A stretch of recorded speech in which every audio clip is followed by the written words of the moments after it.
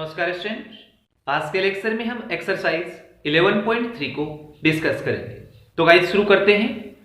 First question, state true और false for each statement and give the correct statement if it is false. हमें true और false statement बताना है। अगर कोई स्टेटमेंट आपका फॉल्स है तो उसका हमें करेक्ट स्टेटमेंट लिखना है। ठीक है। First portion, all trapeziums are parallelogram. सभी ट्रेपेजियम आपके पैरेललोग्राम होते हैं, तो यह बात इसकी गलत है। फॉल्स। फॉल्स क्यों स्टूडेंट? देखो, ये मेरे पास एक ट्रेपेजियम है। ट्रेपेजियम में क्या होता है, वन पेयर है ना, वन पेयर आपका पैरेलल होता है, ये साइड इसके पैरेलल। जबकि पैरेललोग्राम में क्या होता है, two pairs parallel and equal होता है। तो इसका पहला स्टेटमेंट इसलिए फॉल्स हो गया। देखो, ये साइड इसके पैरेलल और इक्वल है, ये साइड इसके पैरेलल और इक्वल है। ठीक है। तो इसका करेक्ट स्टेटमेंट क्या होगा, ऑल पैरेललोग्राम्स आर ट्रेपेजियम्स।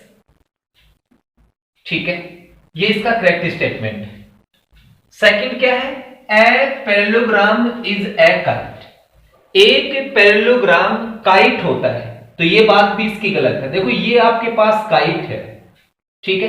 काइट में क्या होता है, एडजेसेंट साइड होती है ना, वो इक्वल होती है। ये साइड इसके इक्वल है, ये साइड इसके इक्वल है। तो आप आराम से देख सकते हैं पैरेललोग्राम और काइट में कोई कॉम्बिनेशन नहीं हो रहा है। देखो, तो हम ऐसा बोल सकते हैं कि काइट है ना, काइट वो एक पैरेललोग्राम हो सकता है। तो सेकंड स्टेटमेंट इसका फॉल्स, और करेक्ट स्टेटमेंट आप लिखेंगे a kite can be parallelogram. ठीक है। अब हम आते हैं सी पोर्शन पे, all squares are rectangles. ये स्टेटमेंट इसका सही है। कैसे? देखो, ये मेरे पास एक स्क्वायर है और ये मेरे पास रेक्टेंगल है। देखो, स्क्वायर में ऑल साइड क्या होती है, इक्वल, और रेक्टेंगल में क्या होती है, opposite side equal and parallel. ये साइड इसके पैरेलल है, तो इसमें भी ये साइड इसके पैरेलल है, ये साइड इसके पैरेलल है। तो हम बोल सकते हैं भाई ऑल स्क्वायर है ना, वो रेक्टेंगल होते हैं। तो दो इसका जो सी पोर्शन है वो ट्रू है। अब आते हैं डी पोर्शन पे, ऑल रेक्टेंगल्स आर पैरेललोग्राम। बिल्कुल सही है, क्योंकि इसके opposite side parallel and equal, opposite side parallel and equal. ठीक है। तो ये इसका स्टेटमेंट ट्रू है। ठीक है। अब हम बात करते हैं ई पोर्शन की। A rectangle is an isosceles trapezium. Isosceles trapezium क्या होता है कि अब वन पेयर तो आपका पैरेलल होता है, जो इसकी नॉन पैरेलल साइड है ना, ये साइड और ये साइड इक्वल होगी, उसको हम बोलते हैं आइसोसेलेस ट्रेपेजियम। तो देख लो, दोनों में कॉम्बिनेशन क्या है, ये साइड इसके पैरेलल है, ये साइड इसके पैरेलल है, ये साइड इसके इक्वल है, अपोजिट साइड इसकी इक्वल है। तो हम बोल सकते हैं भाई एक रेक्टेंगल है ना, वो आपका आइसोसेलेस ट्रेपेजियम हो सकता है। तो ये स्टेटमेंट इसका ट्रू है। ठीक है। अब बात करते हैं एफ पोर्शन की, all squares are not parallelogram. ये स्टेटमेंट इसने खुद गलत लिख दिया, जबकि ऑल स्क्वायर्स है ना, वो आपके पैरेललोग्राम होते हैं। ऑल रेक्टेंगल्स भी पैरेललोग्राम होते हैं। ठीक है। ऑल रोम्बस भी आपके क्या होते हैं, पैरेललोग्राम होते हैं। तो इसने खुद गलत लिखा है, तो हम लिख देंगे फॉल्स। फिर इसका करेक्ट आंसर क्या होगा, करेक्ट आंसर होगा ऑल स्क्वायर्स आर पैरेललोग्राम, ऐसे लिखेंगे। ठीक है। फिर है ऑल रोम्बस आर स्क्वायर्स। ये बात इसकी गलत है। ऑल रोम्बस, देखो रोम्बस क्या होता है, रोम्बस में ऑल साइड है ना, वो इक्वल होती है। लेकिन देखो स्क्वायर में क्या होता है, ईच एंगल 90 भी होता है। तो रोम्बस में थोड़ी होता है ईच एंगल 90। ऐसा हो सकता है कि ऑल स्क्वायर है ना, वो आपका रोम्बस हो सकता है। तो ये स्टेटमेंट आपका हो गया फॉल्स। ठीक है। करेक्ट क्या होगा, करेक्ट में इसके नीचे लिख देता हूं, करेक्ट इसका स्टेटमेंट होगा all squares are रोम्बसेस। ठीक है, अगली बात करते हैं, ऑल काइट्स आर रोम्बसेस।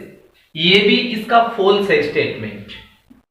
ठीक है, देखो काइट में क्या होता है, एडजेसेंट साइड इक्वल होती है, जबकि रोम्बस में क्या होती है, सारी साइड इक्वल होती है। तो ये स्टेटमेंट इसका फॉल्स हो गया। करेक्ट क्या होगा भाई, करेक्ट इसका स्टेटमेंट होगा एच का, ऑल रोम्बसेस आर काइट्स। ठीक है, ये इसका स्टेटमेंट करेक्ट होगा। तो गाइस ये आपका फर्स्ट क्वेश्चन कंप्लीट। अब हम सेकंड क्वेश्चन को लेते हैं। Name the quadrilaterals which have the following properties. हमें उन कोडिलेटरल्स का नाम लिखना है जो इन प्रॉपर्टीज को फॉलो करता है। First, two opposite sides of equal length. तो ऐसे कौन कौन से कोडिलेटरल्स होंगे आपके, नंबर फर्स्ट पैरेललोग्राम, सेकंड आपका rhombus, third square and fourth rectangle. ठीक है, ये चार आपके कोडिलेटरल्स होंगे जिनकी अपोजिट साइड्स है वो इक्वल होंगी। अब बी पोर्शन पे आते हैं, अपोजिट एंगल्स आर इक्वल। ऐसे कौन से कोडिलेटरल्स हैं जिनके अपोजिट एंगल्स इक्वल होंगे। पहले नंबर पे तो आपका पैरेललोग्राम ही आ जाएगा। ठीक है, ये चारों ही आ जाएंगे इसमें, रोम्बस, स्क्वायर एंड आपका रेक्टेंगल। ठीक है, इनके अपोजिट एंगल्स है वो क्या है, इक्वल है। अब हम सी पोर्शन को लेते हैं, adjacent sides are equal. Adjacent का मतलब क्या हो गया, नियर बाय। तो ऐसे कौन से कोडिलेटरल्स हैं जिनकी आसपास की साइड इक्वल होती है। तो नंबर फर्स्ट आपका एक तो होगा स्क्वायर। ठीक है, दूसरा आपका रोम्बस होगा, इसमें दो ही कोडिलेटरल्स है। D portion each angle of 90 degree. तो एक तो आपका स्क्वायर होगा और दूसरा आपका रेक्टेंगल। इन दो कोडिलेटरल्स के जो एंगल्स हैं वो 90 डिग्री होंगे। अब देखो E portion, adjacent angles are supplementary. तो इसमें तो सारे ही आ जाएंगे, पैरेललोग्राम, स्क्वायर, रेक्टेंगल और आपका रोम्बस। ठीक है, F portion, diagonals bisect at right angle. ऐसे कौन से कोडिलेटरल्स हैं जिनके डायगोनल 90 डिग्री पे इंटरसेक्ट करते हैं। तो नंबर फर्स्ट एक तो आपका होगा एक आपका होगा स्क्वायर। ठीक है, स्क्वायर के बाद आपका रोम्बस, उसके बाद आपका काइट भी होगा जिसके डायगोनल 90 डिग्री पे इंटरसेक्ट करते हैं। फिर देखो लास्ट पोर्शन है, डायगोनल्स आर इक्वल। तो डायगोनल्स किस में इक्वल होते हैं आपके, एक तो होता है आपका रेक्टेंगल में, ठीक है, और दूसरा आपका होता है स्क्वायर में। ठीक है, तो ये आपका second question complete. Yes guys, question number third को लेते हैं।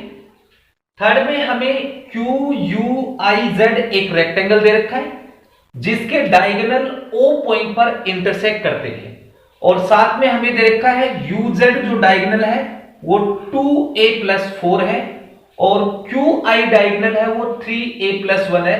तो हमें a की वैल्यू फाइंड आउट करनी है। तो देखो a की वैल्यू कैसे फाइंड आउट करेंगे, हमें पता है कि जो रेक्टेंगल के डायगोनल्स है ना वो इक्वल होते हैं। So we know that diagonals are equal। ठीक है, that means QI is equal to क्या होगा, यू जेड। अब क्यू आई कितना है आपके पास, 3a+1, तो आप लिखेंगे 3a+1 is equal to U Z आपके पास है 2a+4। अब 2a को इधर शिफ्ट कर दो, तो 3a - 2a is equal to 1 को इधर शिफ्ट कर दूंगा, तो 4 - 1। 3a में से 2a माइनस करेंगे तो a बचेगा, 4 - 1 आपका 3। तो ये मेरे पास a की वैल्यू आ गई। तो ये आपका question number 3 complete. Question number 4 को लेते हैं। इन द फिगर, ये आपको फिगर दे रखी है, WXYZ is a rectangle, find angles A and B। हमें एंगल्स A और B की वैल्यू फाइंड आउट करनी है, ठीक है। तो सबसे पहले हम एंगल A को फाइंड आउट करेंगे, ठीक है। अब देखो WXYZ एक रेक्टेंगल है, और रेक्टेंगल के जो प्रत्येक एंगल्स होते हैं वो 90 डिग्री होते हैं, ठीक है। So we know that each angle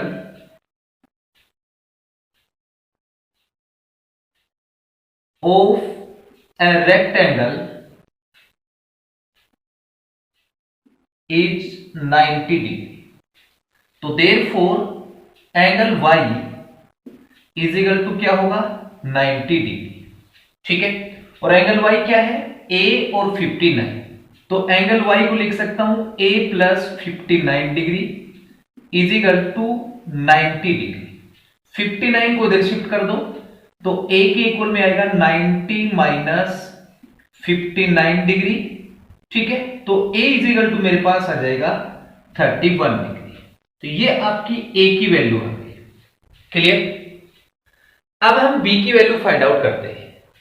उसके लिए मैं क्या करता हूं, इस एंगल को मैं 1 नाम दे देता हूं, ठीक है। और जो आपका एंगल 1 है ना, वो एंगल b के इक्वल होगा। क्यों होगा, वर्टिकली अपोजिट एंगल। तो angle 1 is equal to angle b since vertically opposite angles, इसलिए दोनों एंगल क्या है आपके, बराबर है, इक्वल है। अब देखो आगे आपको क्या करना है। हमें पता है कि जो रेक्टेंगल है ना, इसके डायगोनल इक्वल भी होते हैं और बाइसेक्ट भी करते हैं, ठीक है। So we know that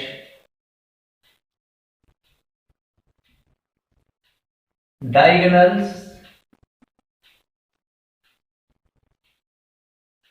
bisect each other. That means हम बोल सकते हैं कि ux is equal to uy होगा, ठीक है। क्लियर इतनी चीज। तो ये साइड और ये साइड आपकी क्या होगी, इक्वल होगी। अब हम बात करते हैं ट्राई एंगल UYX की। इस ट्राइंगल में ये दो साइड इक्वल है, तो ये कौन सा ट्राइंगल हो गया आपका, आइसोसेलेस ट्राइंगल हो गया। जब ये आइसोसेलेस ट्राइंगल हो गया तो इसकी दोनों साइड ये क्या है, इक्वल है। जब ये साइड इक्वल है आपकी, तो इन साइड के अपोजिट एंगल भी क्या होंगे, इक्वल होंगे। दैट मींस इस साइड के अपोजिट एंगल 59 और इस साइड के अपोजिट आपका एंगल ये इक्वल होगा, तो ये भी आपका 59 हो जाएगा, ठीक है। अब हम ट्राइंगल लेते हैं UYX। Now in triangle UYX we have, ठीक है, एंगल सम प्रॉपर्टी लगाएंगे। तो एंगल 1 + 59 + 59 इज इक्वल टू क्या होगा, 180। आगे लिखेंगे एंगल सम प्रॉपर्टी, ठीक है। अब इन दोनों को ऐड कर दो, तो एंगल 1 प्लस इन दो को ऐड करेंगे तो 118 इज इक्वल टू 180 डिग्री। इसको इधर ट्रांसफर करेंगे तो माइनस का, एंगल 1 के इक्वल में आएगा 180 माइनस 118। तो एंगल 1 इज इक्वल टू आ गया 62 डिग्री। और जो एंगल 1 है वो किसके इक्वल है? बी के इक्वल है। तो therefore angle B is equal to आपका आ जाएगा 62 डिग्री। ठीक है, तो ये आपका question number 4 complete. Question number 5 को लेते हैं। PQRS is a rhombus whose diagonals PR and QS intersect at O point. If PQ is equal to 10 centimetre, ये साइड दे रखी है 10 सेंटीमीटर, एंड डायगोनल्स, ये डायगोनल QS है, ये आपको दे रखा है 16 centimetre. Find the length of diagonal PR, तो इस डायगोनल PR की लेंथ हमें फाइंड आउट करनी है। ठीक है, अब देखो जो रोम्बस के डायगोनल्स है ना, वो एक दूसरे को परपेंडिकुलर बाइसेक्ट करते हैं। ठीक है, so we know that diagonals bisect at 90 degree. ठीक है, तो ये एंगल कितने डिग्री का होगा आपका? 90 का। ये सारे 90 के होंगे।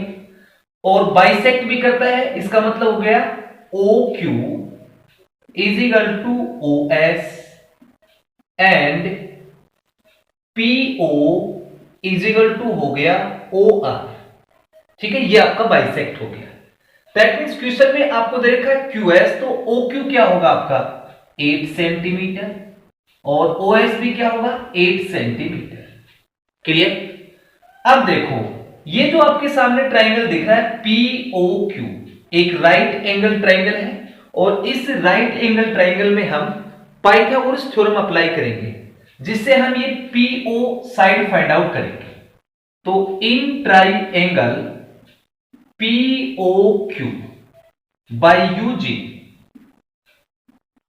Using Pythagoras theorem. अब पाइथागोरस थ्योरम क्या होती है उसको मैं लिख देता हूं। हाइपोटेन्यूज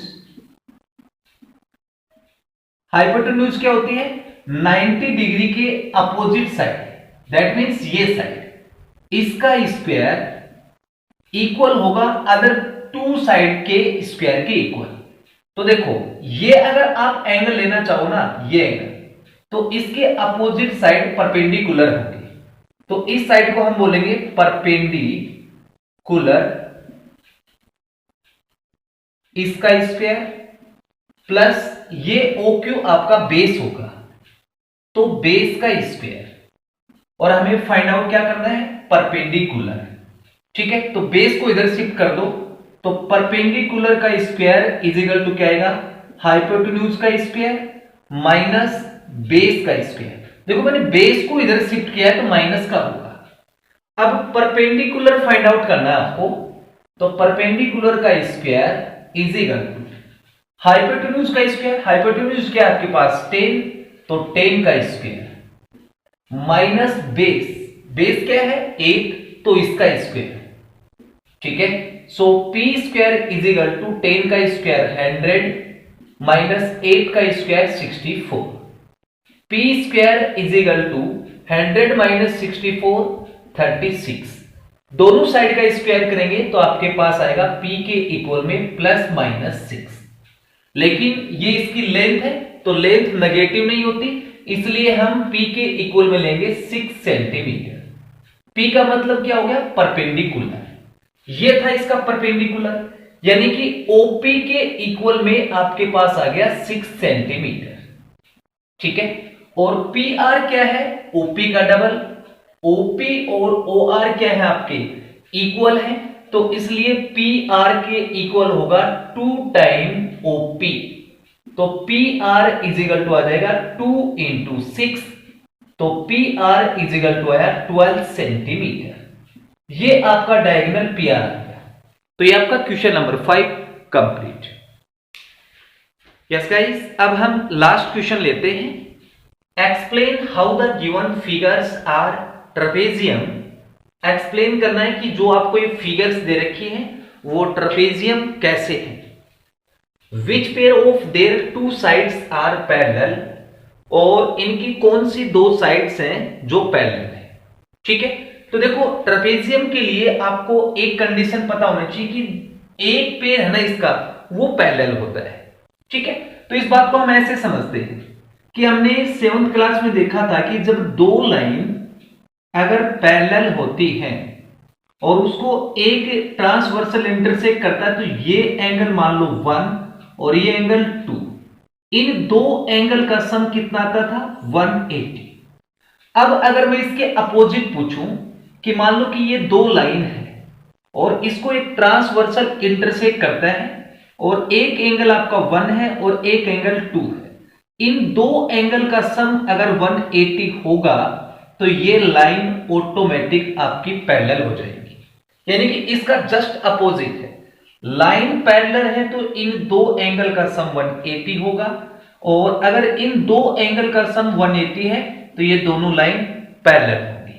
तो पहला टारगेट आपका क्या होगा कि इन दो एंगल का सम 180 होगा तो ये दोनों लाइन पैरेलल होगी। ठीक है, तो angle B plus angle C is equal to कितना होगा, B 100 और C आपका 80। तो मेरे पास angle B plus C is equal to आ गया 180। इसका मतलब ये दोनों साइड पैरेलल हैं, तो ये आपका ABCD एक ट्रेपेजियम है। Yes, it is a trapezium. ठीक है, अब हमें क्वेश्चन में यह भी बताना है कि इसकी कौन सी साइड पैरेलल है। तो AB साइड है वो किसके पैरेलल है, DC की। ठीक है, तो ये आपका A portion complete. Same case B में है, B में इन दो एंगल का सम कर लो, angle B plus angle C is equal to कितना होगा, B 120, C आपका 60 डिग्री, तो angle B plus angle C is equal to हो गया 180।